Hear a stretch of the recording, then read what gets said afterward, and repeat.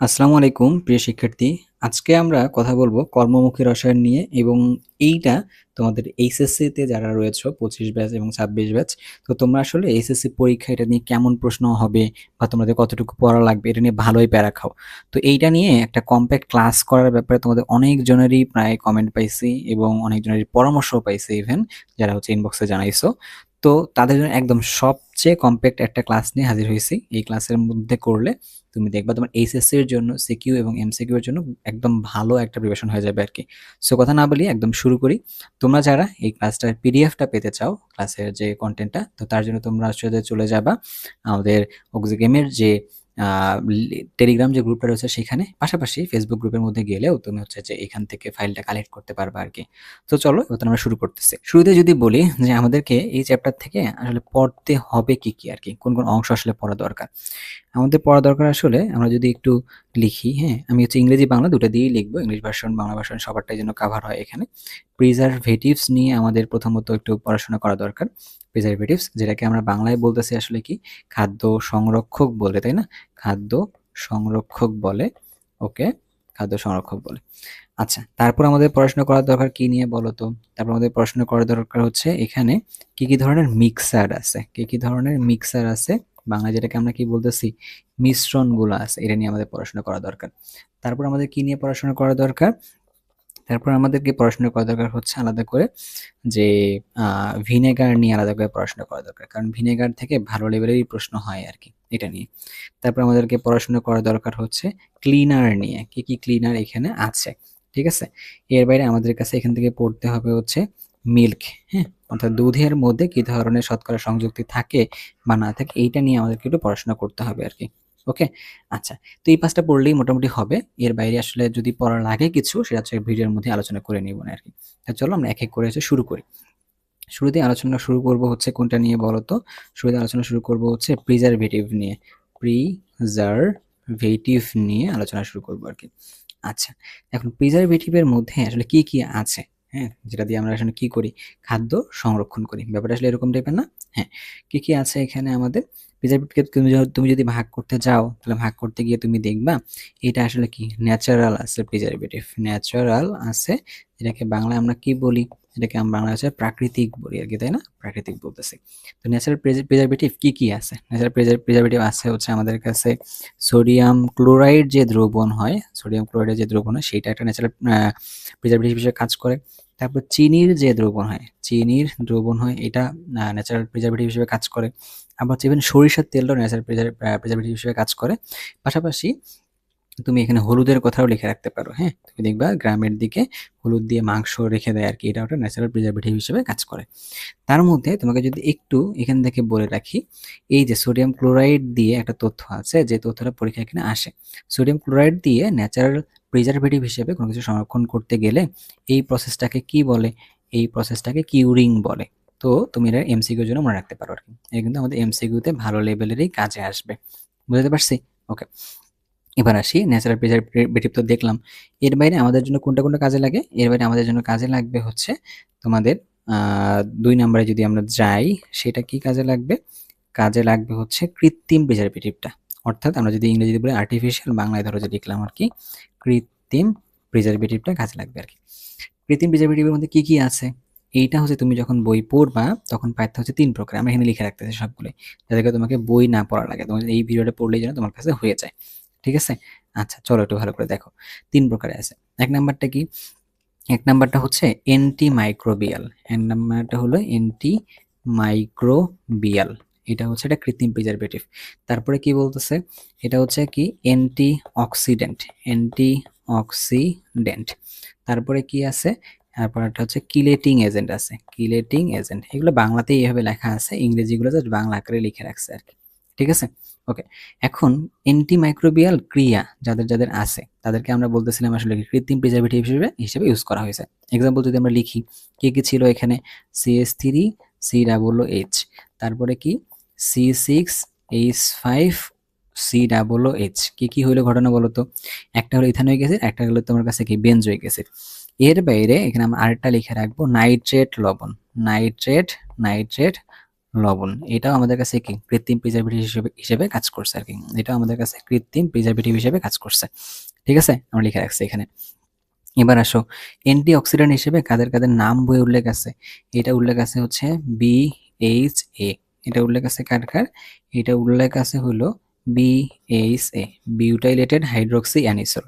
তারপরে কি BHT, ঠিক আছে, বিউটাইলেটেড হাইড্রক্সি টলুইন। তারপরে আছে উল্লেখ TBHQ, এই কটার কথা উল্লেখ আছে। তো এইগুলো আমাদের কাছে কি ছিল? এগুলো আমাদের কাছে ছিল হচ্ছে অ্যান্টিঅক্সিডেন্ট হিসেবে কাজ করছে আর কি। গেল ব্যাপারটা। ওকে। আর EDTA কে আমরা আসলে কি হিসেবে ইউজ করছিলাম? EDTA আমরা হিসেবে ইউজ করছি হচ্ছে ক্রিয়েটিং এজেন্ট হিসেবে ইউজ করছি। সো এখানে তোমাদের পরীক্ষায় যেটা MCQ তে প্রশ্ন হতে পারে যে কোনটা কি হিসেবে ইউজ হয় আর কি। আর তোমরা যেহেতু ভিডিওটা দেখছো, তো আমি তোমাদের কাছে আবার একটা বাসার কাজ দিব। তোমরা নিজেরা বাসায় এই কাজটা করবা। একদমই জাস্ট বইটা খুলবা, খুলে তুমি কি করবা জানো? এই অ্যান্টিঅক্সিডেন্ট যেগুলো আছে না, এই প্রত্যেকটারই গঠন একবার তুমি লিখে ফেলবা আর কি। তাহলে তোমার কাছে কি হইলো বলো তো? এটা দেখা হইলো, পাশাপাশি হচ্ছে কি প্রিপারেশনও হয়ে গেল। আচ্ছা, তাহলে আমরা এখান থেকে কি পাইছি? আমরা যদি এখান থেকে বলি প্রিজারভেটিভের পার্ট থেকে প্রশ্ন হয় MCQ এর মধ্যে, কোনটা কি প্রিজারভেটিভ, কোনটা কত প্রকার, এতটুকু একটু দেখে রাখবে আর কি। কম্প্যাক্ট ভাবে এতটুকুই এনাফ। ওকে। এর পরের লেভেলে আমরা কি পড়তে চাইছিলাম মনে আছে তোমাদের? আমরা এর পরের লেভেলে পড়তে চেয়েছিলাম হচ্ছে মিক্সার বা মিশ্রণগুলো সম্পর্কে। চলো তো আমরা একটু মিক্সার বা মিশ্রণগুলো সম্পর্কে দেখি। আচ্ছা, আগে একটু তোমরা আমাকে একটু বলো তো যে মিক্সার বলতে তুমি আসলে কি বুঝো? মিক্সার বা মিশ্রণ বলতে তুমি আসলে কি বুঝো? এটা আমাকে একটু বলো। তুমি আসলে এটা বলতে কি বুঝো? আমি এটা সম্পর্কে দুটো জিনিস বুঝি, তাই না? দ্রব আর দ্রাবক নিয়ে তো হয়। দ্রব আর দ্রাবক নিয়ে মিশ্রণ হয়। তো এটা হচ্ছে দুই ধরনের আমরা বুঝি। একটা হলো কেমন বুঝি? একটা আমরা বুঝি হলো সমসত্ব মিশ্রণ। একটা আমরা বুঝি সমসত্ব মিশ্রণ। আরেকটা আমরা কি বুঝি? আরেকটা বুঝি হলো অসমসত্ব মিশ্রণ। একটা হলো সমসত্ব মিশ্রণ, আরেকটা কি মিশ্রণ? একটা হলো অসমসত্ব মিশ্রণ। আচ্ছা, সমসত্ব মিশ্রণ কাকে বলে? সমসত্ব মিশ্রণের আরেকটা নাম আছে, এই যে দ্রবণ বলে। এই যে আমরা যাকে দ্রবণ বলি না, দ্রবণটাই আসলে কি সমসত্ব মিশ্রণ। ঠিক আছে? আর অসমসত্ব মিশ্রণ আছে না, এই অসমসত্ব মিশ্রণটাকে আমরা ভাগ করতেছি আর কি। এই সমসত্ব মিশ্রণটাকে ভাগ করা হয়েছে। আমরা যদি ভাগ করতে যাই, আমরা কি বলতে পারি? এক নাম্বার হচ্ছে বলে কলওয়েড। এক নাম্বার কি বলা হয়? কলওয়েড বলে। তারপরে কি বলে? এখান থেকে 2 নম্বরে ধরো যে সাসপেনশন বলে। কি বলে এটাকে? সাসপেনশন। তারপরে হচ্ছে 3 নম্বরে তুমি চাইলে অধক্ষেপও বলতে পারো। তুমি চাইলে কি বলতে পারো আসলে? অধক্ষেপও বলে রাখতে পারো। অধক্ষেপও বলে রাখতে পারো। তো মেইনলি হচ্ছে কলয়েড আর সাসপেনশন পড়লেই আসলে হবে। এবার তাহলে তোমরা আমাকে বলো তো যে ভাই এগুলো ভাগ যে করলেন কিসের ভিত্তিতে ভাগ করছে, তাই না? আচ্ছা, আমি কি বলছিলাম শুরুতে মনে আছে? মিশ্রণের মধ্যে কি থাকে? দ্রব থাকে। তার সাথে কি থাকে আবার? তার সাথে হচ্ছে দ্রাবকটা থাকে। এই যে দ্রব যেটা আছে না, এই দ্রবটা সাইজের উপরে নির্ভর করতেছে সমসত্ব মিশ্রণটা, সেটার নাম কি? সমসত্ব হবে নাকি সেটা অসমসত্ব হবে? যদি তুমি দেখো যে কোনো জায়গায় ওই দ্রবের যে সাইজ, দ্রব এর সাইজ বা আকার, বা দ্রব এর আকার যেটা আর কি, সেই আকারটা যদি 0.1 থেকে 2 ন্যানোমিটারের মধ্যে যদি হয়, 0.1 থেকে 2 ন্যানোমিটারের মধ্যে যদি হয়, তখন সেটাকে আমরা কি বলি? সমসত্ব মিশ্রণ বলি। আর যদি 2 ন্যানোমিটার থেকে যদি বেশি হয়, তখন সেটাকে আমরা কি বলি? অন্য কিছুর মধ্যে নিয়ে যাই আর কি। তার মধ্যে তোমাকে একটা জিনিস আবার বলে রাখতে হবে, ঠিক আছে? তার মধ্যে তোমাকে একটা জিনিস বলে রাখতে হবে। সেই জিনিসটা কি? কলয়েডে। কলয়েডের মধ্যে তুমি যখনই যাবা, এই মাপটা কিরকম? দ্রবের মাপটা 2 থেকে 500 ন্যানোমিটার। তার তুমি কি বুঝলা? 2 থেকে 500 ন্যানোমিটারের মধ্যে যদি কোনো একটা দ্রবের সাইজ হয়, তখন সেটাকে আমরা কি বলি? কলয়েড বলি আর কি। আচ্ছা, সাসপেনশন কাকে বলা হয়? তাহলে স্বভাবতই যদি কোনো একটা কিছুর সাইজ 500 বা তার থেকে যদি বেশি হয়, ইজ গ্রেটার দেন যদি 500 ন্যানোমিটার হয় দ্রবের সাইজ, তখন সেটা আমরা সাসপেনশন বলি আর কি। ঠিক আছে? আর যদি অধক্ষেপ আকারের নিচে যদি পড়ে থাকে, দ্রবণের মধ্যে যদি দ্রবীভূত না হয়, তখন সেটাকে আমরা অধক্ষেপ বলি আর কি। বুঝতে পারছি ব্যাপারটা তো? আচ্ছা, এখন আমরা যদি এই যে খালি চোখে দেখার কথা যদি চিন্তা করি, সাসপেনশনটাকে কিন্তু খালি চোখে দেখা যায়। কলওয়েডটাকে হচ্ছে খালি চোখে দেখা যায় না, বাট মাইক্রোস্কোপ দিয়ে দেখা যায় আর কি। ঠিক আছে? আচ্ছা, এবার তোমাকে এখানে একটা দুইটা জিনিস মনে রাখতে হবে। এই কলওয়েডের মধ্যে 2 ধরনের গতি আছে। কি কি গতি আছে জানো? একটা হইলো ব্রাউনিয়ান গতি আছে। ব্রাউনিয়ান গতি। ঠিক আছে? পাশাপাশি এখানে আরেকটা গতি বা প্রভাব আছে, সেটাকে বলে হচ্ছে কি? টিন্ডাল প্রভাব বলে। সেটাকে কি বলে? টিন্ডাল প্রভাব বলে। জাস্ট তুমি নামগুলো একটু মনে রাখবা যে কোনটার মধ্যে কি কি আছে। ঠিক আছে? ব্রাউনিয়ান গতি আর টিন্ডাল কোথায় আছে মূলত? এটা আছে হচ্ছে কোথায়? কলয়েডের মধ্যে আর কি। আর সাসপেনশনের মধ্যে এই জিনিসগুলো থাকে না। বুঝতে পারছি জিনিসটা? আচ্ছা, এখন প্রশ্ন হইলো ভাই এটা তো মনে রাখছি, কিন্তু আমাদের তো আসলে এটা মনে রেখে লাভ নেই। আমাদের তো এমসিকিউতে প্রশ্ন আসবে, তাই না? চলো তোমাদের সহজ করে দিই। কলয়েডের উদাহরণ কি জানো? কলয়েডের বেস্ট এক্সাম্পলটা হচ্ছে আমরা যে দুধ খাই না, তো সেই দুধ হচ্ছে কি কলয়েডের এক্সাম্পল। আর সাসপেনশনের উদাহরণ কোনটা জানো? আমাদের শরীরে তো রক্ত আছে, তাই না? আমাদের শরীরে রক্ত আছে, রক্ত। তারপর যে আমরা যে সিরাপ খাই না, ওই যে ছোটবেলায় তুমি দেখছো কিনা ওই যে কাশের সিরাপগুলো খাওয়ার জন্য আমরা যে সিরাপটাকে বানাই, হ্যাঁ, তো সেই সিরাপটা আসলে কি তোমার কাছে সাসপেনশন আর কি। তোমরা হচ্ছে দ্রবটাকে কিনে নিয়ে আসো আলাদা করে, দেন পানির সাথে মিশাই তুমি দেখবে সিরাপ তৈরি করতেছো, এটা হচ্ছে সাসপেনশন। ব্যাপারটা তাহলে তো ক্লিয়ার হয়ে গেল মনে হয়। আচ্ছা, এইখানে এই যে কলয়েড যেটা আছে, এই কলয়েডটা, এই যে কলয়েডটা, এই কলয়েডটাকে চাইলে আমরা ভাগ করতে পারি আরো আর কি। কিভাবে ভাগ করা যায় চলো দেখি আমরা, হ্যাঁ, কিভাবে ভাগ করা যায় কলয়েডটাকে। এই যে আমরা কলয়েড নিলাম, কলয়েডটাকে হচ্ছে ভাগ করা যায়, কলয়েডটাকে ভাগ করা যায়। কিভাবে ভাগ করা যায়? কলয়েডটাকে ভাগ করা যায় হচ্ছে ভিন্ন ভিন্ন নামে। যেমন ধরো সল বলা হয়, তারপরে ধরো যে এটাকে আবার কি বলা হয়, কলয়েডটাকে আবার হচ্ছে জেল টাইপের নাম দেওয়া হয়। তারপরে হচ্ছে তোমার হচ্ছে এটা কি অ্যারোসোল নাম দেওয়া হয়, অ্যারোসোল। হ্যাঁ, তুমি হয়তো যেটা যেটা মনে মনে ভাবতেছো এইগুলোই কিন্তু কথাবার্তাগুলা। তারপরে আসলে কি তুমি এটা যেটা নাম দিতেছো না, এটা হচ্ছে ফোম নাম দিতে পারো, ফোম, এরকম একটা কিছু আছে। তারপর লাস্ট আরেকটা আছে, সেটা কি বলতো? এটা হচ্ছে ইমালশন আছে। এটা হচ্ছে কি আছে? এটা হচ্ছে ইমালশন আছে। এটা হচ্ছে ইমালশন আছে, ইমালশন। ওকে, এখন তুমি কথার মধ্যে একটু আসো, খুব ভালো করে জিনিসটা খেয়াল করবে আর কি। সল কোনগুলো বলে এটা দেখতে হবে আমাদের কাছে, পরীক্ষা চাইতে পারে যে সলের এক্সাম্পল কোনটা, জেলের এক্সাম্পল কোনটা। স্পেসিফিক ভাবে যদি বলি মেডিকেল এডমিশন টেস্টের জন্য এগুলো কাজে লাগে, আদারওয়াইজ এইচএসসি পরীক্ষার এমসিকিউ এর জন্য কাজে লাগে আর কি। ঠিক আছে, এইগুলোর জন্য চলো আমরা একটু দেখি যে কোনটার এক্সাম্পল গুলো কি কি। ঠিক আছে, এক্সাম্পল গুলো দেখলে আমাদের জন্য এখান থেকে হয়ে যাবে। সলের এক্সাম্পল কোনটা? সলের এক্সাম্পলটা হচ্ছে এই যে রং, তোমরা পড়ছো না, এই যে আমাদের যে রং দিই বাড়ির মধ্যে, যে দেয়ালে দেয়ালে যে রং দেওয়া হয় সেই রংগুলা বা পেন্টিং যেগুলো আছে সেটা। তারপর ধরো যে সংকর ধাতু, তারপর ধরো যে সংকর সংকর ধাতু, যেমন ধরো সোডিয়াম ম্যাগনেসিয়াম মিলে সংকর ধাতু বানাইছে, বা অ্যালুমিনিয়াম জিঙ্ক মিলে সংকর ধাতু বানাইছে, এগুলো আর কি। জেলের এক্সাম্পল কোনগুলা? জেল এর এক্সাম্পল হচ্ছে আমরা ধরো যে জেলি তো চিনি আর কি, তাই না? জ্যাম জেলি তো আমরা খাইছি, আমরা তো জেলি চিনি, আমরা তো জেলি চিনি। তো হচ্ছে সেই জেলি।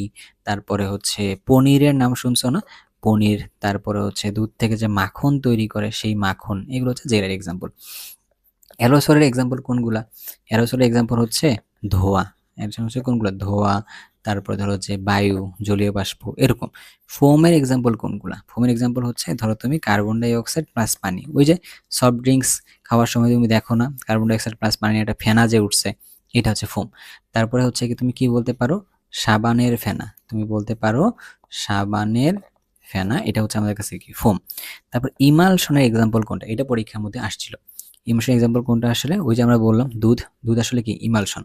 তারপরে হচ্ছে আমরা যে শ্যাম্পুটা যেটা ইউজ করি না, শ্যাম্পুটাও আসলে কি ইমালশন টাইপের। বুঝতে পারছি কথাটা? তো এগুলো তুমি একটু ভালো করে মনে রাখতে হবে আর কি। তার মধ্যে ইম্পর্টেন্ট দিয়ে মনে রাখতে কোর্স বলছি কোনটা? ওই ইমালশনটাকে। গেল। এইবার তোমাকে আমি কি নিয়ে আলোচনা করতেছিলাম মনে আছে তোমাদের? হ্যাঁ, তোমাদের মনে আছে কলওয়েডকে নিয়ে আর কি। তাহলে কলওয়েড কাকে বলে? ভুল ঠিকঠাক আছে না? কলওয়েড কাকে বলে? কলওয়েড কাকে বলে? যেখানে দ্রব। কলওয়েড কাকে বলে? কলওয়েড কাকে বলে? যেখানে দ্রব থাকে প্লাস হচ্ছে কি থাকে? দ্রাবক থাকে, মানলাম। সেই দ্রবের সাইজ কি বলছি? 0.2 থেকে 500 ন্যানোমিটারের মধ্যে হয়ে থাকে, তাই না ব্যাপারটা? আচ্ছা, তুমি যদি এমন একটা প্রসেস করো যে এখান থেকে শুধুমাত্র দ্রব্যের যে পার্টটা আছে এই পার্টটা আলাদা হয়েছে আর কি, এই পার্টটাকে আমরা কি করছি? আলাদা করে আমরা যে জমাট বাঁধাই, এইগুলোকে আলাদা করে জমাট জমাট বাঁধানো হলে, আলাদা করে জমাট বাঁধানো হলে যে প্রসেসটা হয় সেই প্রসেসটার নাম কি? এই প্রসেসটার নাম হচ্ছে কোয়াগুলেশন। কোয়াগুলেশন। তাহলে কোয়াগুলেশন কি জিনিস? জমাট বাঁধানোর প্রসেস। কাকে জমাট বাঁধানোর প্রসেস? কলওয়েডের মধ্যে থেকে দ্রবটাকে বা সাসপেনশন থেকে ওটা দ্রবটাকে জমাট বাঁধানোর যে প্রসেসটা হয় তাকে বলতেছে হচ্ছে কোয়াগুলেশন। এখন এই জমাট কি সে একা একা বাঁধাবে? অবশ্যই না। জমাট বাঁধাবে কাকে দিয়ে? আসলে কোয়াগুল্যান্ট দিয়ে। তাহলে হচ্ছে জমাট বাঁধানোর জন্য কি ইউজ করা হয়? কোয়াগুল্যান্ট ইউজ করা হয়, কোয়াগুল্যান্ট। এইটা ইউজ করা হয় কিসের জন্য আসলে? জমাট বাঁধানোর জন্য। তো বেস্ট কোয়াগুল্যান্ট কোনগুলো আছে আরকি। ঠিক আছে? কোয়াগুল্যান্ট ভালো কোনগুলো আছে যাকে দিয়ে আসলে কি জমাট বাঁধানো যায়। তোমরা মনে হয় একটা নাম অন্ততপক্ষে মনে রাখতে পারতেছো। সেটা কি বলতো? সেটা হচ্ছে এই যে বাড়ির মধ্যে যে দুধ আমরা যে দুধের মধ্যে কি দিই? আমরা হচ্ছে লেবু যদি দেই তখন দুধটা নষ্ট হয়ে গিয়ে ধরো দই হয়েছে আরকি। তো এই জায়গায় হচ্ছে কি লেবুর যে রসটা অর্থাৎ যে অ্যাসিডটা এটা একটা কোয়াগুল্যান্ট হিসেবে কাজ করছে। এর বাইরে আমাদের ধরো যে অ্যালুমিনিয়াম 3+, তারপরে ধরো যে কি আয়রন 3+, তারপর সোডিয়াম যেগুলো আছে এগুলো ধরো যে কি কোয়াগুল্যান্ট হিসেবে কাজ করে আরকি। এখন তোমাকে যদি বলা হয় সবচেয়ে ভালো কোয়াগুল্যান্ট কোনটা আরকি এই পর্যন্ত বইয়ে যদি লেখা থাকে, যদি এমসিকিউতে প্রশ্ন আসছে তুমি কোনটা দাগাবা? অ্যালুমিনিয়াম 3+টা দাগাবা আরকি। এটা একটা ইলেকট্রোলাইট। ইলেকট্রোলাইটগুলো কি কাজ করে? কোয়াগুলেশনটাকে করে। তো এই জায়গায় তাহলে কি হলো? যে ব্রাউনিয়ান গতি থাকে, তারপর টিন্ডাল প্রভাব থাকে। এই প্রভাবগুলো থেকে মুক্ত করে দ্রবগুলোকে এক জায়গায় জমাট বাঁধাইছে আরকি। এটাকে মনে রাখতে হবে। তাহলে কোয়াগুলেশনের ব্যাপারটা গেল। হ্যাঁ? ওকে, ঠিক আছে। এবার তাহলে আমরা কোনটা পড়বো দেখি। তাহলে আমরা হচ্ছে কলয়েড পড়ছি, কোয়াগুলেশন পড়ছি, মিশ্রণ থেকে সমসত্ব হয়, অসমসত্ব হয় এগুলো পড়ছি। এবার আমরা যাব হচ্ছে কোথায়? এবার আমরা যাব হচ্ছে ভিনেগার। ভিনেগার, তারপরে পড়বো হচ্ছে ক্লিনার, তারপর পড়বো হচ্ছে মিল্ক। ঠিক আছে?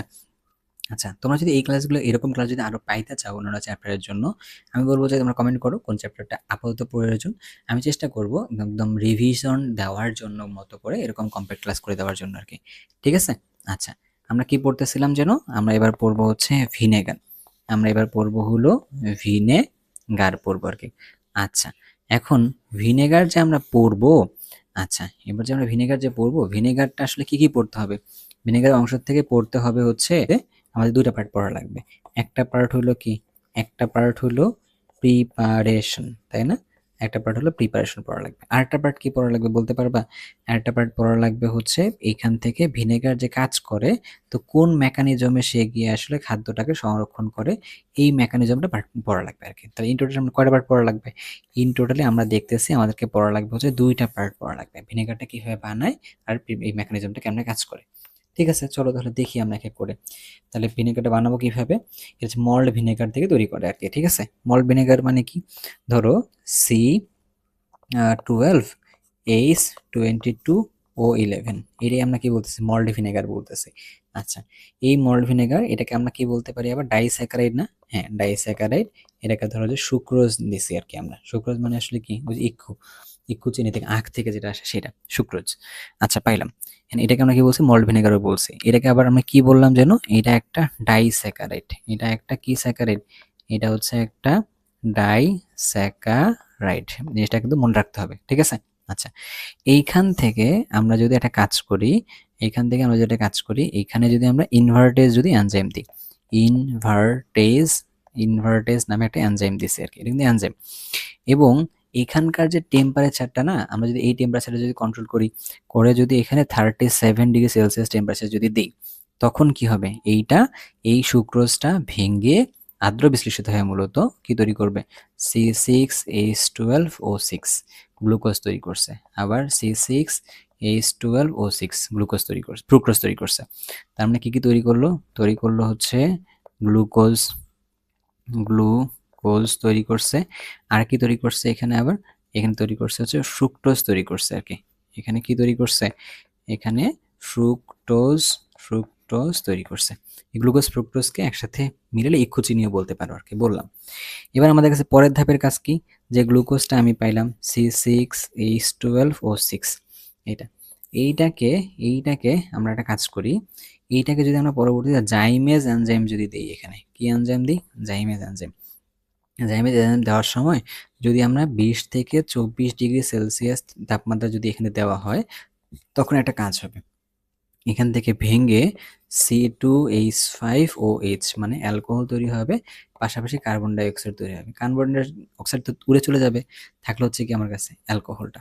সেই যে অ্যালকোহল C2H5OH, এইটাকে যদি পরবর্তীতে আমরা কি করি? জারণ করি। জারণ করবা কি আমনে? অ্যাসিটোব্যাক্টর নামে ব্যাকটেরিয়া দিয়ে। অ্যাসিটোব্যাক্টর নামে ব্যাকটেরিয়া দিয়ে তুমি যদি এটাকে জারণ করো, তখন এই অ্যালকোহল থেকে তৈরি হবে কি? CH3COOH এ তৈরি হবে আর কি। এটাকে আমরা কি করি? এর যদি আমরা 6 থেকে 10% যদি নিই, এর থেকে যদি আমরা 6 থেকে 10%, 6 থেকে 10% শুধু নিলেই তো হইল না, এর মধ্যে বাকি 90% তুমি পানি দিবা আর কি।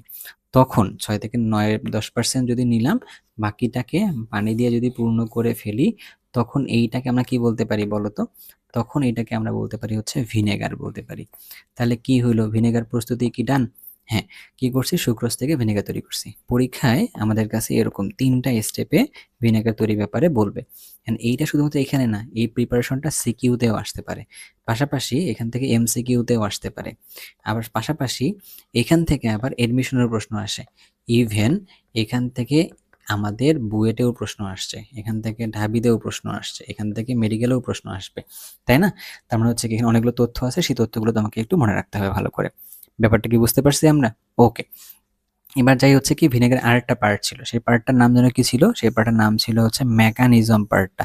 তো সেই মেকানিজম পার্টটা আবার কেমনে পড়ে আর কি, মেকানিজম মানে কি ভিনেগার, ভিনেগার ভিনেগার কিভাবে, তাই না? ভিনেগার কিভাবে খাদ্য সংরক্ষণ করে, ব্যাপারটা তো এটাই মনে রাখতে হবে, তাই না? ভিনেগার কিভাবে খাদ্য সংরক্ষণ করে, এইটা তো আমাদেরকে দেখতে হবে। খাদ্য সংরক্ষণ করে, সংরক্ষণ করে, এইটার ক্রিয়া কৌশল চাই, কিভাবে খাদ্য সংরক্ষণ করে। এখন এই ব্যাপারটা ভালো করে আমাদের একটু বোঝা লাগবে কিন্তু, কারণ এই ব্যাপারটা থেকে রিটেনের প্রশ্ন আসে, গতেও আসে বা ঘতেও আসে আর কি। আচ্ছা, এই প্রশ্নের উত্তর করতেছি মূলত আমরা, বাট উত্তরটা না, আমরা জিনিসটা শিখতেছি আর কি এই জায়গাটা। এখন ভিনেগার যে খাদ্য সংরক্ষণ করবে, তো খাদ্য প্রবলেমটা কি হয়, তাই না? তাহলে খাবার নষ্ট হয় কেন? তাহলে খাদ্য নষ্ট হয় কেন? খাদ্য নষ্ট হয়, খাদ্য নষ্ট হয় ব্যাকটেরিয়ার প্রভাবে। কার প্রভাবে? ব্যাকটে ব্যাকটেরিয়ার প্রভাবে, তাই না? এখন ব্যাকটেরিয়ার প্রভাবে যে নষ্ট হয়, তাহলে এই ব্যাকটেরিয়ার মধ্যে আবার কি থাকে? ব্যাকটেরিয়ার মধ্যে থাকে হচ্ছে প্রোটিন থাকে। ব্যাকটেরিয়ার মধ্যে কি থাকে? ব্যাকটেরিয়ার মধ্যে হচ্ছে প্রোটিন থাকে। এখন প্রোটিন আবার কি জিনিস? প্রোটিন হইল যেখানে পলিপেপটাইড বন্ধন থাকে, পলিপেপটাইড বন্ধন থাকে, পলিপেপটাইড বন্ড থাকে আর কি। আচ্ছা, পলিপেপটাইড আবার কি জিনিস, তাই না? পলিপেপটাইড তো আসলে আসছে কোথা থেকে? পেপটাইড থেকে আসছে আর কি, তাই না? পেপটাইড থেকে আসছে। এখন পেপটাইড কি জিনিস, তাই না? তাহলে আগে আমরা দেখি ব্যাকটেরিয়ার প্রভাবে, অর্থাৎ পেপটাইড বন্ধনের কারণে খাবার নষ্ট হয়েছে, এরকমটা যদি ধরে রাখো, তাহলে আমাদের মূল কাজটা কি? যখনই আমরা এই ভিনেগার ইউজ করব, তার মূল কাজটা হবে এই পেপটাইড বন্ধনকে নষ্ট করা। তাহলে এবার তুমি আসো তো ব্যাপারটার মধ্যে, যে পেপটাইড তাহলে কি, এইটা একটু শিখে আসি, তাই না?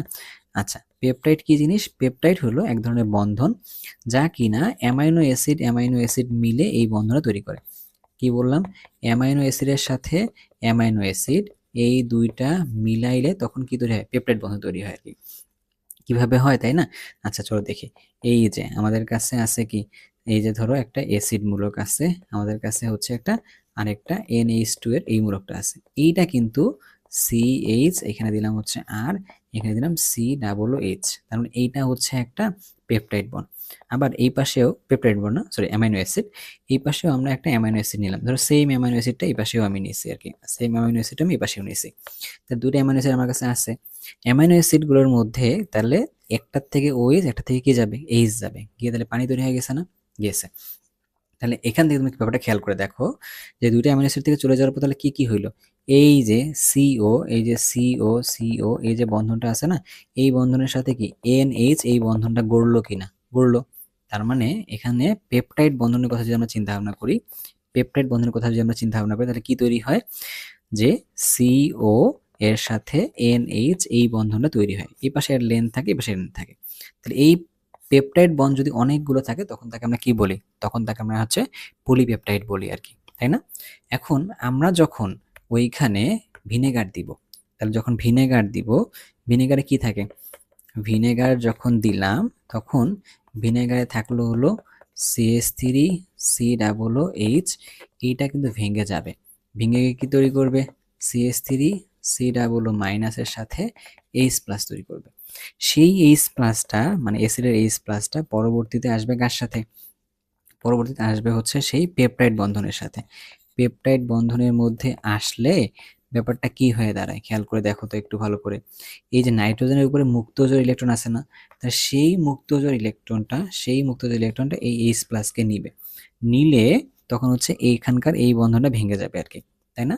তাহলে পেপটাইড বন্ড তাহলে কি হলো? ভেঙে গেল। অর্থাৎ পেপটাইড বন্ড ভেঙে যায়, পেপটাইড বন্ধন পেপটাইড বন্ধন ভাঙে। তাহলে পেপটাইড বন্ধন যদি ভেঙে ফেলে তখন তাহলে কি হয় খেয়াল করো, পেপটাইড বন্ড ধরো যে নাই, তাহলে কি পলিপেপটাইড থাকবে? নাই। পলিপেপটাইড মানে কি প্রোটিন নাই, প্রোটিন নাই মানে তাহলে ব্যাকটেরিয়ার প্রভাবও নাই। তাহলে এভাবে একটা অ্যাসিডিক অবস্থা তৈরি করার মাধ্যমে ভিনেগার কি করে ওখানে আমাদের খাদ্যটাকে সংরক্ষণ করে থাকে আর কি, তাই না? খাদ্য সংরক্ষণ করে কেমন? অ্যাসিডিক অবস্থা তৈরি করার মাধ্যমে। এখন তুমি যদি চাও এই ভিনেগারের যে এস প্লাসটা আছে এই এস প্লাস থেকে ওটা যে একটা অ্যাসিডিক অবস্থাতে তৈরি করছে তার পিএইচ কত, এখানে বইয়ের মধ্যে বলে দেওয়া আছে পিএইচটা হওয়া দরকার 4.74। 4.74 পরিমাণে পিএইচ হইলে এইটা হচ্ছে খাবারটাকে কি নষ্ট হওয়ার হাত থেকে রক্ষা করতে পারে। ব্যাপারটা কি ক্লিয়ার হয়েছে? ওকে, তাহলে আমরা এখন কি কি দেখলাম? আমরা দেখলাম হচ্ছে ভিনেগারের দুইটা পার্ট, একটা হলো মেকানিজম পার্ট, একটা দেখলাম হচ্ছে কি প্রিপারেশন পার্ট। দুইটা নিয়ে ভাই আলোচনা করছি। এটা হচ্ছে মোস্ট ইম্পর্টেন্ট, তোমাকে এখান থেকে পরীক্ষার প্রশ্ন আসবে। তুমি যে কাজটা করবা খুব ভালো করে এগুলো লিখে লিখে বুঝে বুঝে পড়বা আর কি। বুঝতে পারছি ভাইয়া? ওকে, এর পরের পার্টে তাহলে আমরা যাই। বাকি আছে কয়টা পার্ট আমরা একটু চলো দেখে আসি তো। বারবার হিসাব নিকাশ করে দেখতে হচ্ছে যে আমরা কতটুকু পার্ট করছি কতটুকু পার্ট করিনি। এবার যাচ্ছে হচ্ছে ক্লিনার, আর হচ্ছে এই দুধের পার্টটুকু বাকি আছে আর কি। ক্লিনার পার্ট মানে কি, যে কি কি ক্লিনার আছে এটা দেখা লাগবে, তাই না? আচ্ছা, এখন আমাদের কাছে ক্লিনার কি কি আছে? আমাদের কাছে ক্লিনার কি কি আছে? আমাদের কাছে ক্লিনার কি কি আছে? ক্লিনার ক্লিনার আছে কয় ধরনের? দুই ধরনের ক্লিনার আছে। কি কি বলতো? আমাদের কাছে ক্লিনার আছে হচ্ছে টয়লেট ক্লিনার আছে, টয়লেট ক্লিনার আছে, আর কি আছে আমাদের কাছে? আর আছে হচ্ছে গ্লাস ক্লিনার আছে। টয়লেট ক্লিনারে কি কি পাওয়া যায়? টয়লেট ক্লিনারের মূল উপাদান হচ্ছে সোডিয়াম হাইড্রোক্সাইড। টয়লেট ক্লিনারের মূল উপাদান কি? Sodium hydroxide. আচ্ছা, আর আমাদের কাছে যে গ্লাস ক্লিনার আছে এটার মূল উপাদান কি? এটার মূল উপাদান হচ্ছে অ্যামোনিয়া। অ্যামোনিয়ার সাথে মূলত পানি থাকে আর কি, তাই না? আচ্ছা, লিখলাম। এখন কথার মধ্যে আসো, এর বাইরেও কি থাকে? দুইটার মধ্যেই কি থাকে? সোডিয়াম লরেল সালফেট থাকে। সোডিয়াম সোডিয়াম লরাইল সালফেট থাকে। সোডিয়াম লরাইল সালফেট থাকে, দুটার মধ্যেই থাকলো। এখন এখানকার মধ্যে টয়লেট ক্লিনারে আরো কিছু থাকে। কি থাকে বলতো? এই ক্যালসিয়াম ক্লোরো হাইপোক্লোরাইড থাকে, যেটাকে কিনা আমরা কি বলি? ব্লিচিং পাউডার বলি। আর গ্লাসের মধ্যে কি থাকে? গ্লাসের মধ্যে থাকে হচ্ছে আইসোপ্রোপাইল অ্যালকোহল থাকে। আইসোপ্রোপাইল প্রোপাইল অ্যালকোহল থাকে আর কি, অ্যালকোহল থাকে। আচ্ছা, এর বাইরে গ্লাসের মধ্যে আরো কিছু জিনিস থাকে। কি থাকে সেটা জন্য? ইথিলিন গ্লাইকল থাকে। ইথিলিন গ্লাইকল থাকে আর কি, ইথিলিন গ্লাইকল থাকে। থাকলো। তো চলো একটু মার্ক করে দিই, হয়তো তোমার বুঝতে অসুবিধা হইতেছে। তো গ্লাসটাকে দিছি আমরা সবুজ কালারে দিছি, আরেকবার আমরা পড়ি। গ্লাস ক্লিনারে কি কি থাকে? অ্যামোনিয়া পানির দ্রবণটা থাকে, মূলত অ্যামোনিয়া থাকে। আইসোপ্রোপাইল অ্যালকোহল থাকে গ্লাস ক্লিনারে। তারপর হচ্ছে কি ইথিলিন গ্লাইকল থাকে গ্লাস ক্লিনারে আর কি। থাকলো।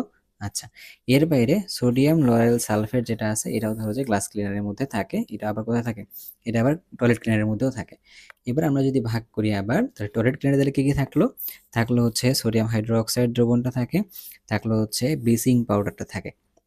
ঠিক আছে, সোডিয়াম এই টয়লেটের মধ্যে এই জিনিসগুলো থাকে আর কি, টয়লেট ক্লিনারের মধ্যে থাকে। তাহলে আমাদের কি হয়েছে? ক্লিনার কয়টা পাইছি? ক্লিনার আমরা দুইটা পাইছি। দুইটা খুব ভালো করে দেখছি আপাতত। দেখা শেষ? দেখা শেষ? ওকে, এইবার এখানের পার্টের মধ্যে আসো। পরীক্ষা এখানে প্রশ্ন হয় ব্লিচিং পাউডার কিভাবে কাজ করে। ঠিক আছে, ব্লিচিং পাউডার কিভাবে কাজ করে তোমরা জানো কি না? না জানলে লিখে নাও, এটা আবার কিন্তু এডমিশনেও আসে, কোশ্চেনটা রিটেনের মধ্যেই চলে আসতে পারে। কি এটা? ক্যালসিয়াম ক্লোরো হাইপোক্লোরাইড এটাকে বলে। কি বলে এটাকে? Calcium chloro hypochlorite. তুমি যদি এর মধ্যে কি দাও? তুমি এর মধ্যে যদি পানি দিয়ে দাও তখন এটা তৈরি করবে কি? ক্যালসিয়াম হাইড্রোক্সাইড তৈরি করবে। তার সাথে তৈরি করবে হচ্ছে ক্লোরিন গ্যাস তৈরি করবে। ক্লোরিন গ্যাস মানে কি? ক্লোরিন ক্লোরিন একটা বন্ধন। এর মধ্যে আবার পানি আছে, পানির সাথে মিলে তাহলে কি এখানকার এইচ আর সিএল মিলে HCl তৈরি করছে। তাহলে আগে HCl তৈরি করে, তার সাথে তৈরি করা হচ্ছে কি? HOCl তৈরি করে। সেই যে HOCl তৈরি করলো সে আবার পরবর্তীতে ভেঙে যায়, ভেঙে গিয়ে আবার HCl এবং জাইমান অক্সিজেন তৈরি করে। সেই জাইমান অক্সিজেনটা এই যে টয়লেটের প্যানের মধ্যে থাকা দাগ যেগুলো আছে দাগটা হচ্ছে কি নষ্ট করে ফেলে আর কি, তাই না? দাগটা মুছে ফেলে, অর্থাৎ দাগহীন করে বা বর্ণহীন, দাগহীন করে দেয় আর কি। ধরো দাগহীন করে, দাগটাকে নষ্ট করে ফেলছে। তারপরে ধরো যে এটার মধ্যে যদি জীবাণু থাকে তাহলে এই জাইমান অক্সিজেনটা ওই জীবাণুটাকেও নষ্ট করে ফেলে আর কি। তাহলে সেই জীবাণু নষ্ট করে, জীবাণু নষ্ট করে। ঠিক আছে? এই বিক্রিয়াগুলো তোমাকে একটু ভাইয়া ভালো করে লিখতে হবে বা মনে রাখতে হবে আরকি। ঠিক আছে? প্রশ্ন চলে আসতে পারে। এবারে তাহলে মানে আমরা তো পুরোটা পার্ট মনে হয় দেখে ফেলছি একটু যে কোনটার মধ্যে কোনটা মূল উপাদান, কোনটা কি, কোনটা না কি এভাবে। তার মধ্যে যদি আমরা চিন্তা করি এই সোডিয়াম লরেল সালফেট আছে না? এই সোডিয়াম লরেল সালফেটের মধ্যে একটা থাকে লেজ, একটা থাকে হচ্ছে মাথা। একটা থাকে হচ্ছে কি লেজ থাকে, একটা থাকে হচ্ছে মাথা থাকে আরকি। তার মানে ধরো আমরা এটার ময়লা দিয়েছি, এগুলো হচ্ছে ময়লা দিয়েছি। তাহলে ময়লা ধরো যে এটা, এটার মধ্যে কি হয়েছে? ওই যে লেজ অংশটা আসে, হ্যাঁ? লেজ অংশটা এসে ময়লার মধ্যে ধরো প্রবেশ করছে এরকম। তাহলে একটা লেজ অংশটা হচ্ছে তোমাদের কাছে কি? এটা হচ্ছে লিপিডের মতো। এটা বলছি লেজ, তাই না? লেজ, লেজ হচ্ছে কেমন? লেজ হচ্ছে লিপিড অংশ বা ও ধরো যে লিপিড অংশকে লিপিড আকর্ষণ করে আর কি, মানে ময়লাকে সে আকর্ষণ করছে, এই জন্য সে ময়লার কাছাকাছি আছে। এর মাথার মধ্যে আছে কি মাইনাস আর আছে প্লাস, এর মাথার মধ্যে আছে কি মাইনাস প্লাস, এর মাথার মধ্যে আছে মাইনাস আর প্লাস।